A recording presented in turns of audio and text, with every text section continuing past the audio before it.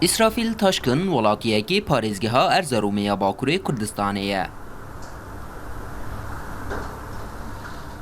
Berî salekê birînek biçûk li ser lêva wî çêdibe.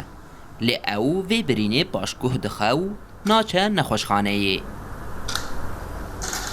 Piştî salekê dema diçe nexweşxaneya bajara Erzerûmê, dizane ku bi penceşêra lêvan ketiye.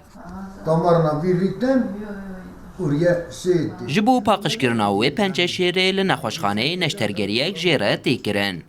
Lê beşeke zêde ya lêva xwe ji dest dide. İmze kebap dedi değil mi? Evet.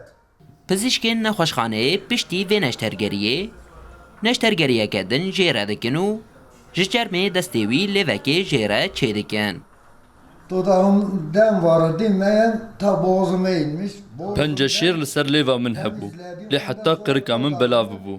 Ji qirik û lêva min paqij kirin. Piştre ji destê min goşt jê kirin û li gel demaran bi lêva min ve girê dan.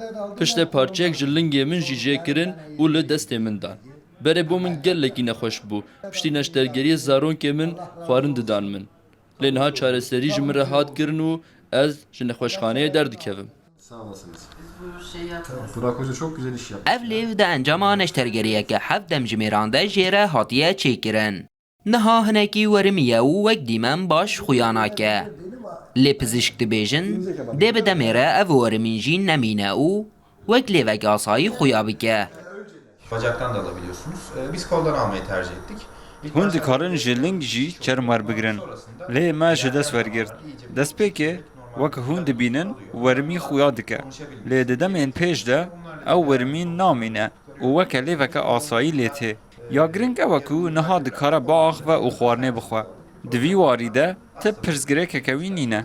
Rağmen doktorlarımız çok yani İsrafil Taşkın 66 saliye û bavê du zarokan e. Berî ku ev lêv jê re bêçêkirin nedikarî bi asanî bixwe û vexwe. Lê niha ji halê xwe razî ye û spasdarê pizîşkên nexweşxaneyê ye. Ferdî Sak, Rûdaw.